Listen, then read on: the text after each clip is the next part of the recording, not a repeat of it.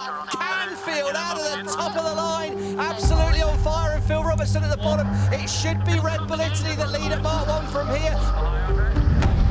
And as they approach mark number 1 here in race number 3, Phil Morrison coming awfully close, and the Black Boys collide with DS Team France.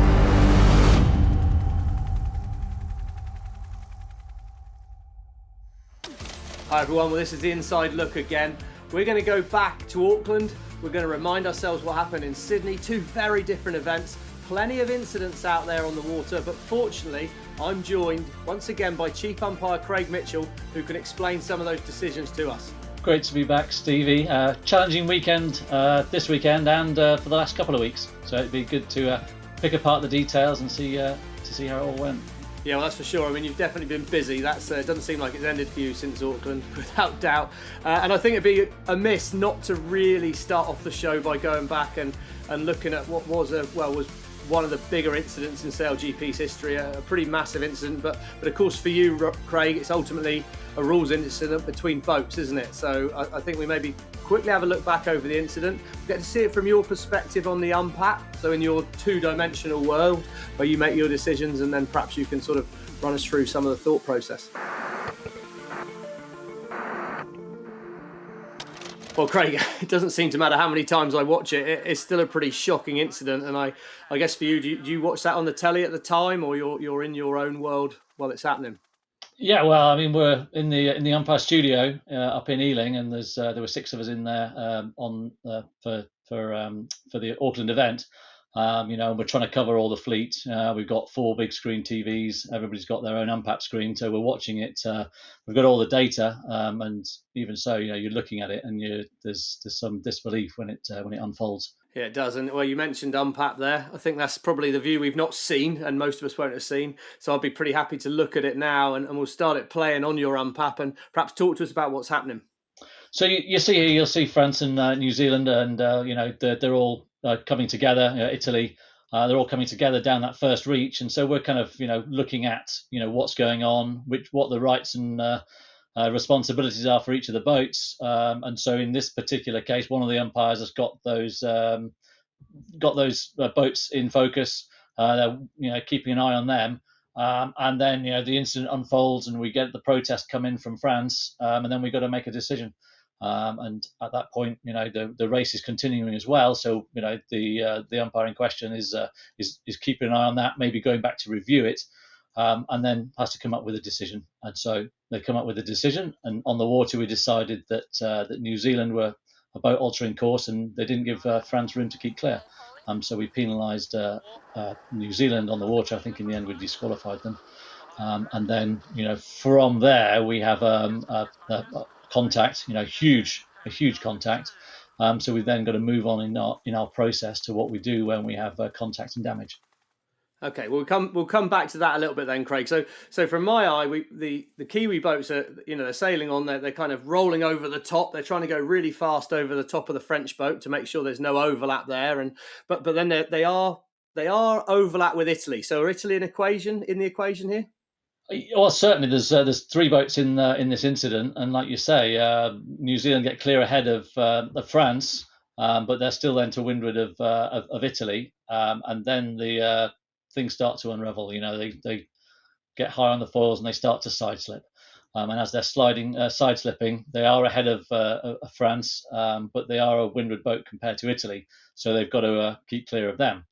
And then windward bow goes in, boat turns right.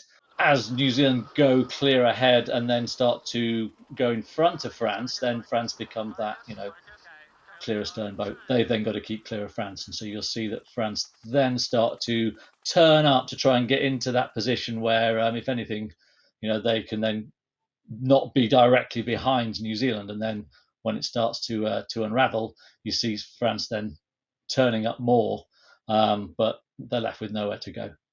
So from a Kiwi perspective, they're sailing on, they've got to keep clear of Italy, but they're side slipping and they're slipping in towards them. And ultimately, from a technical sailing point of view, which I'm not going to ask you to get into, don't worry, Craig, that's not your job, I know. But from a technical point of view, that they've got a bit high and they've lost sort of any grip. So there's sliding, they're doing a big leeway slide towards Italy. So they've got to keep clear of Italy. But yeah, I suppose the interesting thing for me is you know, going back to the old sailing rules, you've got to, or even just driving a car. If you're coming along and you're behind, invariably, you know, if you crash into the back of someone, it's your fault. Yeah, no, In absolutely. France, it's different in that situation. Is that or? Well, in that situation, there is a transitional rule that we have, Rule 15, which says that when you become, you know, the right-of-way boat, you've got to give the keep clear boat now room to keep clear. You know, and so and that rule decays over time. So at a certain point, you know, if you haven't taken action to, you know, get yourself into a position where you are going to be keeping clear if something does happen, then the pressure ramps up on you as that boat clears astern. But France do start to turn up. And then they start to try and turn up more when they see New Zealand turning right. Okay, so that's happened on the water. You've said right, penalty New Zealand, penalty black foils, and that's sort of where things end on the water. Now, just to clarify again, you know, to Louis and to Manon, is so glad to see your social media posts that you're getting better, and I know we're talking about this in a black and white sense, but obviously understand for you guys it was a very big moment. So yeah, really looking forward to seeing you both back on the water. But once you come off the water, Craig, or not you specifically, because you never get on the water, do you? But once we get ashore, it's right that if there's been an incident in the race that's been decided, then people are able to review it, or I don't know what the wording is on that. So in this particular case, you got the rules of Part 2, which is your port starboard, your windward, leeward, you know, all those ones, and those are all umpire penalties. You know, so a boat will protest and we'll give a decision, and those decisions are final. But what we do have is that we also have Rule 14, which is avoiding contact, and that gets dealt with, you know, after racing, or certainly, you know, very shortly after the incident. And so we have then a process to go through to say, okay, there's been some contact. Who's at fault for the contact? And so then we open a hearing to discuss that. And so in our processes, we do that often within the broadcast window. So that might be between races, or it might be just, you know, shortly after the broadcast window is closed, and we'll come up with a decision based on what we've got. And so we've got, you know, 7 umpires that are available to us, you know, so we'll have probably maybe 3 or 5, then discuss that, and they say, well, we think that this boat could have avoided contact, so therefore we go, well, they broke Rule 14, so then we say there's a points penalty, and so then we allocate a points penalty. And because we're doing that, you know, very, very quickly, we might have missed something out, you know, and some key piece of information that a team thinks might be relevant. So we then give a team an opportunity to have a review, and so we go into a penalty points review if requested by a team. And so in this case, New Zealand requested a penalty points review, and so we set up a meeting, and then we, you know, they're invited to come along, present whatever information or data or you know, whatever it is that they want to present, bring in some witnesses if they want to, and then we go through it. And so we did that, and then we had representatives from New Zealand, we had representatives from France, we had 2 expert witnesses, Alex Reed, the data systems manager, and also Paul Beaker, who was involved in the design side. And then also New Zealand invited some witnesses. So we take testimony and we go through the data. And that's really the key, where, because we're not the experts on the data, we then had enough knowledge and people to kind of step through all that data bit by bit. The hearing was about 2.5 hours. And after that, then we had about an hour's deliberation to re-review all the notes from the meeting and then come to a decision. So that's kind of our process. So it's not just a quick, you know, after the race catch up. Yeah. You know, it's a very involved process, and this is a very, very complicated scenario. And so, you know, we want to go through all that data and make sure that we're seeing everything and getting everything that we need to make what we hope is a sound decision. Yeah, okay, well, it was certainly big. And then, of course, to work out how we do split fleet racing the next day. But anyway, Craig, I'm not going to go into that right now. Don't panic. Stand down. I mean, it was a really frightening incident, and just so interesting to hear the process that you went through. And we look forward to seeing both teams back, of course. I mean, it was so sad to watch the racing in Sydney without two of the great teams of SailGP, really. But we had to. And so we'll move things along to Sydney, and a very different game in Sydney. I mean, a lot of things happening a lot slower. And I suppose I remember asking Pete Burling, who joined us as a kind of on the water commentator, and I asked him, how do how do you actually stop one of these things? Because I kind of felt like almost the biggest problem in the weekend in Sydney was in that light winds. How do you slow one of these things down? There's a few things to chat about. I'm keen to get into that.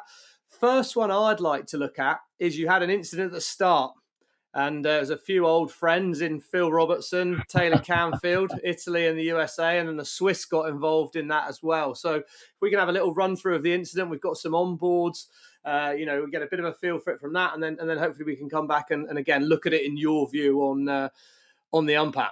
Yeah, absolutely, and it's definitely a pretty interesting one, and things that have happened before, and also things that we've tried to talk about in the umpire debrief that we have with teams. Okay, well, let's go and look at the start of race 3 then. The US SailGP team are foiling, but where's he going to put that US boat? I don't see a very easy gap to fit through. Phil Robertson on Red Bull Italy lines it up. We're looking for the line turn white. Australia are going to be over here.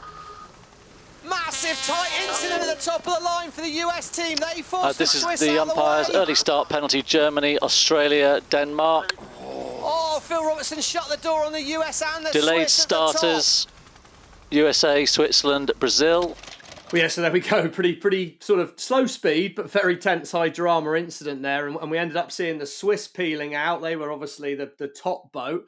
The US team, who, to my eye, were kind of trying to dive into a gap that wasn't obviously there. And it was certainly a gap that was always going to get smaller with Phil Robertson involved. Well, that seems to be my experience of Phil. He's never one to hold the door open for anyone too long. That is for sure. But yeah, what did you see, Craig? Well, from where we're watching, we're seeing that USA have got more speed than everybody else coming in. Italy are early, and so you can hear from their onboards that they're kind of they're calling the start, trying to judge their time on distance. And so what we often see is that boat ahead will be kind of weaving to try and slow down. And as USA then approach at roughly kind of twice the speed, they've then got to make a decision. And so that's, Italy go down, so USA go down, Italy come up, USA come up, and they've got to decide which way do we go. And in the end, it coincided that Italy was going up with USA then going into the gap between Italy and Switzerland at that time. And at that point, then there's quite a lot of vocals from on board Italy.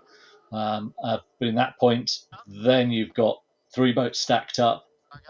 Switzerland at the top, so they've got to start turning out because they're the windward boat. They've got to keep clear. Italy are then putting the squeeze on as well because they want to lock USA out of that windward end. So then USA have got to make a choice. Do they try and push in? Do they think they're going to have room at that windward end of the line, or is it just too much of a risk? Because often if you're pushing in at the top there, then the black flag might not be very far away. So they decide to then turn up and out. Switzerland are then turning, and they keep turning. But as USA turn through to tack round, they tap with Switzerland. Did they tap them? Was it another ghost crash, Craig, or were we actually? Did you actually touch? In this case, there was a tap, and it removed quite a chunk of paint. Initially, we thought it had gouged a hole in the hull, but it hadn't. It compressed the foam, but there was a gouge in the paint, so there was definitely a contact, definitely something that needed repairing, but not overnight. Initially, we thought it was going to be an overnight repair, which would have given them a larger penalty, but in the end, the penalty came down to 2 points because there is a repair that's required there. Okay, so just 2 points off the day's racing, and we look, as we sort of saw on your umpap, you see the US boat coming in. As I say, I mean, is it the Swiss doing a good job of really getting out of the way quickly that avoids USA getting a black flag, or is it a wind speed thing?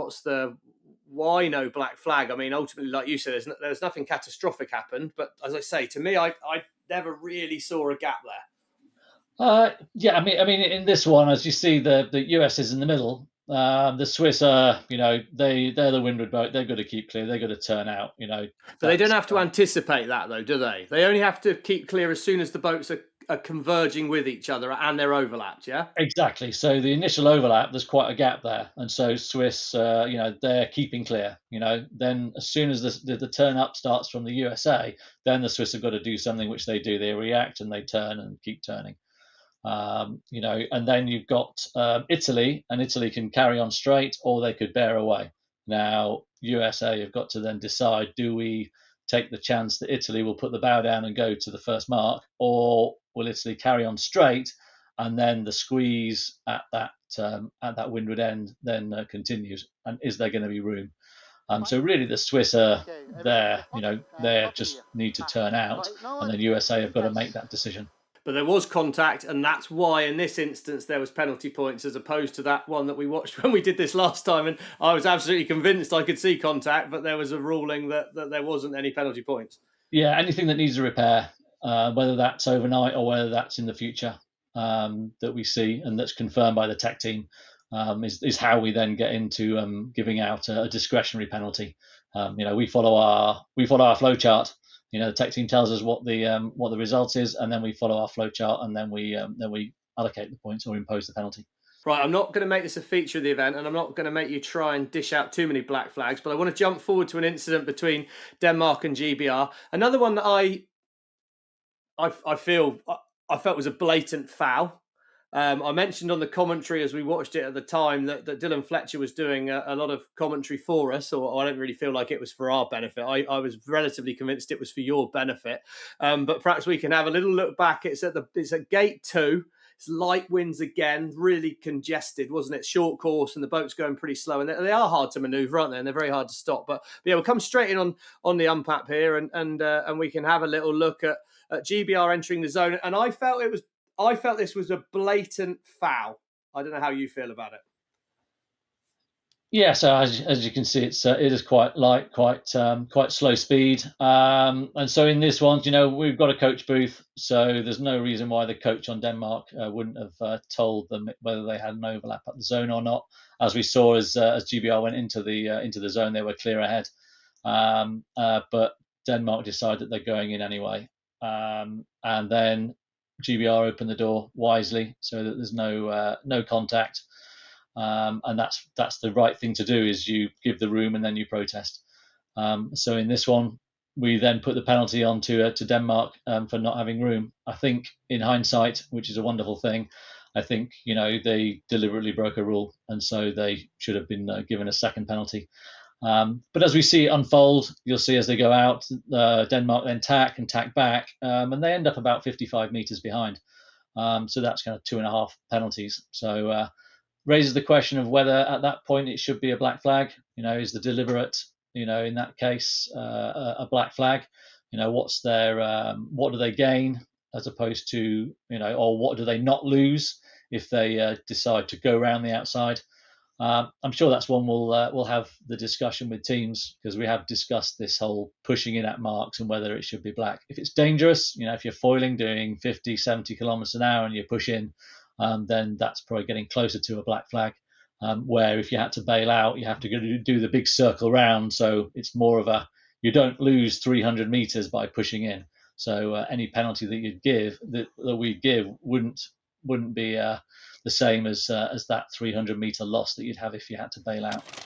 Yeah, and I suppose interesting again to go back to it. I mean, I've 90%, 90%, I don't know. Quite generally, I do enjoy the fact that when there is a penalty, the penalty's not that big, because if they had to do a full penalty turn like you would do in boats, or 2 penalty turns in some boats, then the races would be over. Whereas the ruling here is that if it's a boat on boat penalty, you have to get behind a set distance behind another boat that you guys prescribe, and you can keep making that penalty bigger, can't you? I guess where this one sort of hurts, and often the penalties hurt as a sailor watching it, is the Danish team end up finishing ahead of the British. I think they actually end up finishing second. So almost by diving in, by taking the yellow card and avoid it, whatever you want to call it, professional foul, however you look at it, they end up coming out kind of smelling pretty good, which will taste pretty bitter to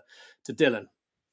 No, absolutely, and that's the kind of the key principle with SailGP is that when we started, is that the principle was that you went behind the boat that you fouled, and sometimes that can be a huge penalty compared to just doing a quick circle. If the other boat slows down, and then you both end up at the back of the fleet, then you're behind the guy that you fouled. So sometimes that's bad. Other times the penalties don't work out quite how you would have envisaged. And maybe this one was that we should have kept a more of an eye and keep adding more penalties. But at a certain point, you go, well, you've all got now options. You've gone behind the penalty line, and so you just carry on with the racing. What other options did GBR have? I mean, they then get stuck behind Spain, and so you then think, well, what else should we be doing to push Denmark backwards, if at all? Yeah, no, I mean, I don't envy you that, but anyway, I'd quite like us to watch on board on the British boat here, because I enjoyed Dylan's conversation to you, but I perhaps enjoyed his conversation with the Danish a little bit more. So let's try and enjoy the moment on board. No room? No, we got room. Danes, you don't have room. Denmark. No room, Denmark. No room, Denmark. Don't have room, Denmark. Denmark. Denmark! You do not have room! No room! They're coming in, Dill. They're coming in. Giving them room. Okay, protest. Turn. I'm turning max lock. Copy that. Hey. Okay, you can turn back. What are you doing? Working Parker. Okay. Give me cycle on board. Oh my God. Craig, there you go. Craig, well, there you go. That was quite the incident, wasn't it? There, and I mean, again, you heard Dylan actually talk to his coach Booth. He's asking when are we hitting the zone, and then fundamentally the British do a pretty good job of keeping clear on and sort of, but also, how are you ever listening to their opinion?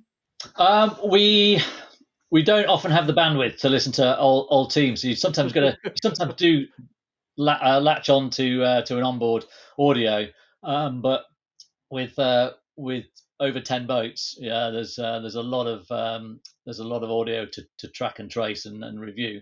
I know it's quite slow speed here, so sometimes we do, sometimes we don't. Often in finals, or pretty much all the time in finals, we'll listen to the onboard. But being able to isolate that audio at that time when there's so much going on is often quite difficult. But maybe we need to try a little bit harder and get the headphones running. Yeah, well, I've always said, Craig, just tune into me, mate. I'm pretty sure I got this one right on the show as well. But anyway, we were not that it was the hardest one in the world, to be perfectly honest. Anyway, I suppose the interesting thing with this is in the light winds, I feel that the boats can almost affect and hurt each other more in some ways because of the slow speed. It's quite hard to stop. I mean, Pete Burling on the show said you can actually turn the steering wheel quite aggressive, like in a lot of boats, actually moving your tiller or whatever it is and slow them down. But then once you've had to slow down, the re-acceleration is pretty painful, and of course never more so at the start. And it's not often that I feel too sorry for Tom Slingsby, because he seems to do pretty well, but and it's not too often that you agree with Tom Slingsby. But I did feel a little bit sorry for the Australians in race 7 at the start. There was an incident with Nathan and the Artemis team coming in. They tacked in front, or unfortunately didn't quite tack in time in front of Australia, and that effectively ended the Australian race. And I guess I suppose that's just the nature of rules. Is sometimes it can really, really hurt you. Yeah, no, absolutely. And it's very. I mean, in the light winds, it's really difficult. Our job becomes harder. I mean, it's the umpires generally dislike the really light stuff because you got such big speed deltas. You could be doing 5 kilometers an hour, and somebody nearby could be doing 25. And so those speed differences make everything a lot more difficult for us. But that's the kind of the way it goes. But in this one, we saw that Artemis was turning in front, and they just didn't have enough speed to actually get round the turn. So they got caught port starboard. I don't think it was anything malicious from Sweden, but they just did get caught port starboard. And then you're sitting waiting. We gave the penalty to Sweden, but your penalty is to go behind the boat that you've infringed, and you do that after the starting signal. And all that time you retain your rights. So when you're in your club race, when you've got a got to do a penalty, you've got to get well clear, and then you basically keep clear boat whilst you're doing your turns. Whereas in SailGP, you retain your rights. So Artemis has tacked, they got a penalty to do, so they know that they're going to be behind Australia, but they manage their time to the line, and then they, as soon as the gun goes, they need to start slowing down, which they do. So yes, Australia got well and truly left behind on that leg, but then Artemis were behind as well. So that's the balance of how the penalties work out. Hey, trying to roll in under the Aussies. Hey, got Artemis tacking below. I'm hard lock here. Hey, now. Hey, wide. Hey, trim. Like high grooves. Might be worth a board cycle. Yeah, I don't want to use it. Probably 40. We're much faster than them. Filling 20 here. Okay, they're coming up slow. Hey, what? I felt in that one that was Slingsby kind of pretty unfortunate, really. I mean, a little mistake or a deliberate foul by Nathan, we'll never know. I think it was a mistake, just to clarify. But yes, as you say, the fact that in the rules then the Australians can be held up, it was really disappointing for home fans, and I'm sure a lot more disappointing for the Bonds Flying Rouge sailors themselves. But another interesting incident, I mentioned early on in things, don't mess with Phil Robertson, especially not if he's even got half a sniff and having in the right of way. But Slingsby, I feel maybe in this next incident, that again cost him quite a lot, upset him quite a lot as well. But he ended up in a situation with Phil. And where does there come a point, presumably at no point, do you have to say, okay, yes, you've got the right of way, but why are you just stopping this boat from carrying on with the race? Yeah, I mean, absolutely. And I think in fleet racing, generally everyone's just trying to get the best race that they can. And so I think from Tom's point of view, he's frustrated because he thinks that, are Italy holding him up on purpose to try and punt him backwards. But, you're entitled to do that if it's going to benefit your score in an event. So you're allowed to hinder somebody else's progress if it's going to help you in the event. So that's probably where Phil's coming from, saying, well, you're trying to press over me and I'm just going to stop you from doing that, because if you press over me, I'll go slowly. Well, there you go. That's crazy. Let's go and have a quick look at it happen on board. Hey. 13 to kill. Coming down. It's almost flag. Okay, flag that. What's the tip? Hey. Green. 8 to kill. Racing that angle. 21. Nice racing that angle. When can I go board? Trying all the time. Laughing up. No worries. No board down. Copy. Board down. Penalty. 8 to kill on displacement. 15.